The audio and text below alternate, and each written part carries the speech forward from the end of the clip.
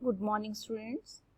Proton magnetic resonance spectroscopy के lecture 4 में आज हम पढ़ते हैं केमिकल शिफ्ट क्या होता है, रासायनिक शिफ्ट क्या होता है और किस तरह से इसको मेजर करते हैं और किस तरह से इसका एनएमआर पर क्या प्रभाव है।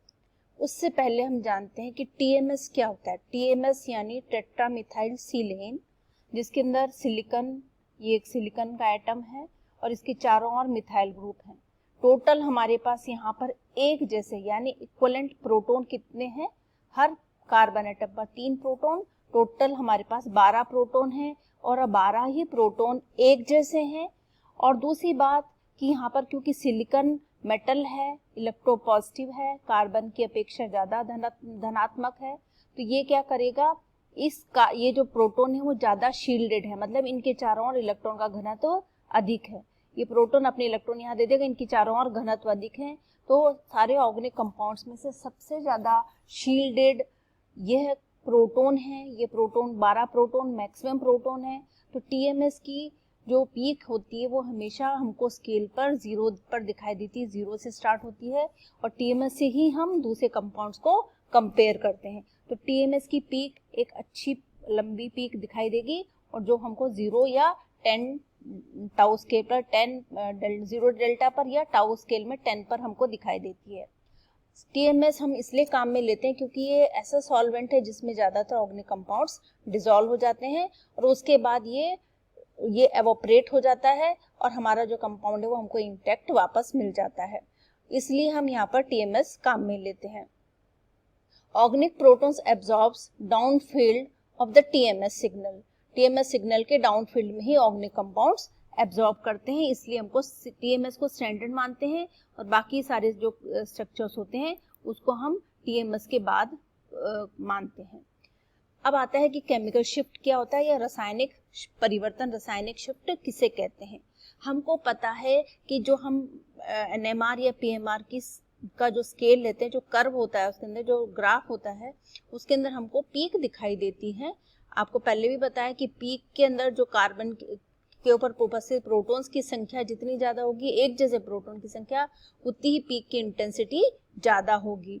तो पीक की पोजीशन समय के साथ या रासायनिक परिवर्तन के साथ उसके अंदर उसकी पोजीशन में चेंज आ जाता है। अगर हम कोई फंक्शनल ग्रुप या कोई ऐसा ग्रुप ऐड कर देते हैं प्रोटॉन के आसपास, तो उसके अंदर जो ओरिजिनल जो उसकी पीक है वो परिवर्तित हो जाती है और नए स्थान पर हमको दिखाई देती है और ये कहलाता है chemical shift. The shift in position of PMR signals resulting from shielding और deshielding by circulation of electrons in a chemical bond is called chemical shift. यानी कि रासायनिक बंध के अंदर जो शिफ्ट प्रोटॉन के कारण के सिग्नल के कारण जो हमको सिग्नल दिखाई दे रहा है उसके अंदर शील्डिंग या डीशील्डिंग के कारण उसके स्थान में परिवर्तन हो जाता है तथा यह परिवर्तन कहलाता है केमिकल शिफ्ट। केमिकल शिफ्ट को हम ppm या पार्ट्स पर मिलियन में नापते हैं। Ratio of shift downwards from the TMS to spectrophotometric frequency. अगर हम 60 मेगाहर्ट्ज, 100 मेगाहर्ट्ज या 300 मेगाहर्ट्ज की मशीन, कोई भी मशीन लें, केमिकल शिफ्ट की वैल्यू सेम ही रहती है। और ये जो वैल्यू है केमिकल शिफ्ट की वैल्यू, ये 2 स्केल में नापी जाती है। एक होती है डेल्टा स्केल और दूसरी होती है टाउ स्केल। 2 स्केल से हम इसको नापते हैं। अब देखिए हम डेल्टा केमिकल शिफ्ट की क्या वो है। केमिकल शिफ्ट पीपीएम में दिया हुआ है, देखिए आप। और ये केमिकल शिफ्ट को हम कह रहे हैं कि केमिकल शिफ्ट क्या है, shift downwards from TMS in spectrophotometer की फ्रीक्वेंसी, जैसे 60, 100 ऐसी फ्रीक्वेंसी ये यहाँ आ जाएगा और यहाँ पर टीएमएस से कितनी दूरी पर वो शिफ्ट हुआ है उसकी पोजीशन आ जाएगी। इसको हम कहते हैं केमिकल शिफ्ट, जो कि पीपीएम में हम नापते हैं डेल्टा स्केल के अंदर। अब आप देखिए ये टीएमएस की सिग्नल है। टीएमएस का सिग्नल कहाँ आ रहा है, 0 पे आ रहा है, 0 हर्ट्ज पे आ रहा है डेल्टा स्केल में।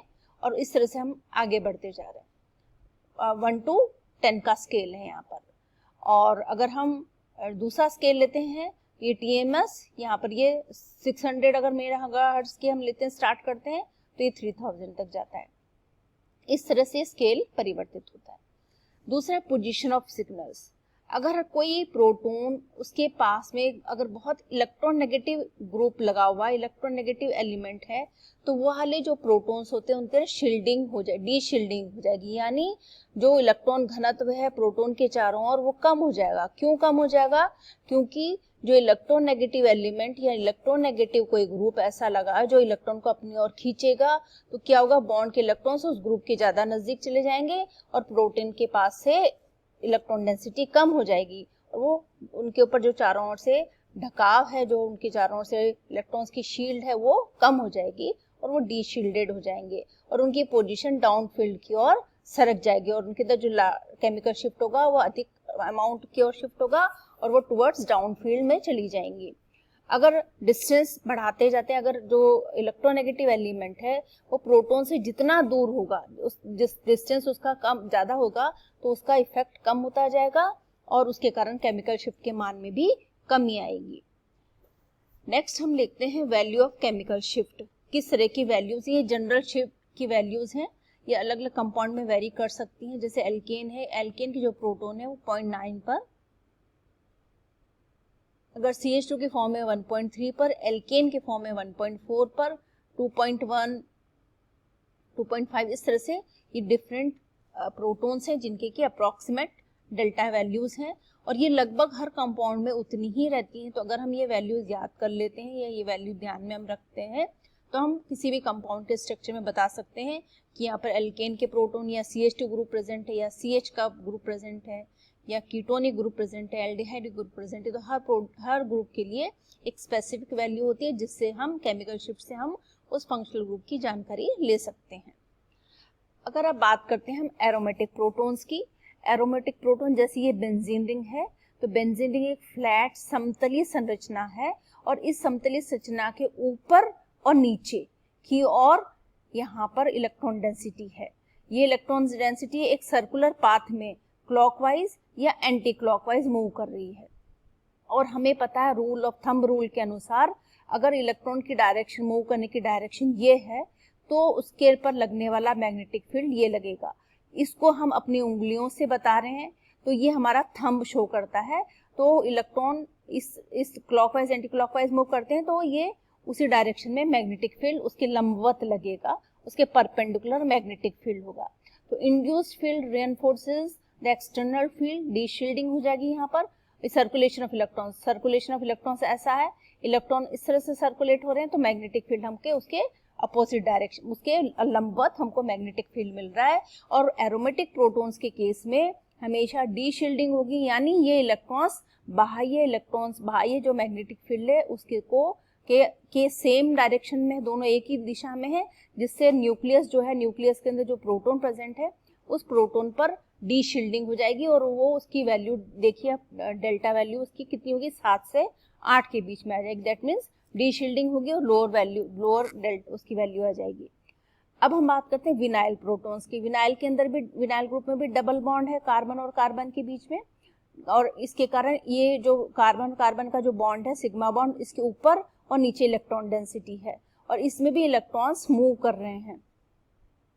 इनके मूवमेंट के कारण यहाँ पे भी इलेक्ट्रॉन्स इस तरह से मूव करेंगे और मैग्नेटिक फील्ड उसके चारों ओर डेवलप हो रहा है और ये वाला जो मैग्नेटिक फील्ड है बाहर से लगने वाले मैग्नेटिक फील्ड की सेम डायरेक्शन में, दोनों एक ही दिशा में है, जिसके कारण लगने वाला जो मैग्नेटिक फील्ड है, न्यूक्लियस प्रोटॉन तक पहुंचने वाला मैग्नेटिक फील्ड है वो अधिक पहुंचेगा, या फिर हम कह सकते हैं कि यहाँ पर भी डी शील्डिंग हो जाएगी और इनकी वैल्यू 5 से 6 के बीच में आएगी।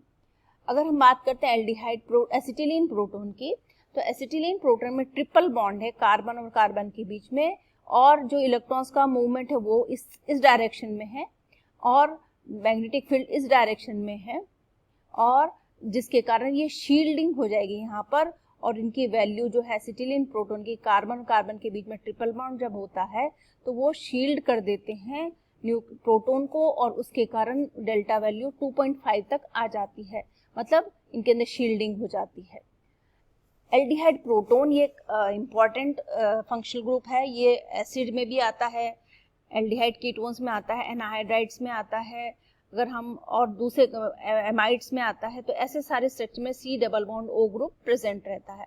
तो C double bond O group में कार्बन और ऑक्सीजन के बीच में ऑक्सीजन इज मोर इलेक्ट्रोनेगेटिव और ये कार्बन डबल बॉन्ड के इलेक्ट्रॉन्स ऊपर और नीचे हैं, सेम ये क्लॉकवाइज या एंटी क्लॉकवाइज मूव करते हैं और लगने वाला जो इंड्यूस्ड मैग्नेटिक फील्ड है वो बाहर के मैग्नेटिक फील्ड के सेम डायरेक्शन में रहता है और यहाँ पर डी शील्डिंग हो जाती है और डी शील्डिंग के कारण जो डेल्टा वैल्यू है वो 9 से 10 के बीच में आती है और वो डाउन फील्ड की ओर सरक जाता है। तो इस तरह से हमने डिफरेंट प्रोटॉन्स अलग अलग फंक्शनल ग्रुप में प्रोटॉन्स के अंदर शील्डिंग और डी शील्डिंग के बारे में पढ़ा कि किस तरह से शील्डिंग और डी शील्डिंग के कारण टाउ स्केल या डेल्टा स्केल पर जो पीक है जो जहां पर आनी थी वहां से वो लोअर या हायर फील्ड की ओर सरक जाती है और इसको हम कहते हैं केमिकल शिफ्ट। और केमिकल शिफ्ट से हमको बहुत अच्छी इंफॉर्मेशन मिलती है कि कंपाउंड के अंदर या जो भी ऑर्गेनिक कंपाउंड है उसके अंदर किस तरह के फंक्शनल ग्रुप प्रेजेंट हैं और किस तरह के वहाँ पर प्रोटॉन प्रेजेंट हैं। वो चारों ओर इलेक्ट्रोनेगेटिव एलिमेंट से अगर सराउंडेड हैं, चारों ओर से घिरे हुए हैं, तो वो डाउन फील्ड की ओर पीक देगा। अगर वो घिरे हुए नहीं हैं तो वो अप फील्ड की या अपर फील्ड की ओर पोजीशन पर हमको पीक देगा। तो इससे हमको केमिकल शिफ्ट से हमको ये सारी जानकारी मिल जाती है कि किस तरह का पीक प्रेजेंट, किस तरह का प्रोटॉन प्रेजेंट है, सिमिलर प्रोटॉन है या डिफरेंट प्रोटॉन है। तो इसकी पोजीशन देखकर, स्केल के ऊपर उसकी पोजीशन देखकर हम पता लगा सकते हैं, अंदाजा लगा सकते हैं कि किस तरह का प्रोटॉन यहाँ पर प्रेजेंट है। तो केमिकल शिफ्ट एक इम्पॉर्टेंट टॉपिक है जिस पर एग्जाम्स में क्वेश्चंस आते हैं और स्केल दो तरह की है, डेल्टा स्केल और टाउ स्केल। तो नेक्स्ट लेक्चर में हम कुछ एग्जाम्पल्स करेंगे और उनका हम NMR स्पेक्ट्रा डिस्कस करेंगे। तो थैंक यू।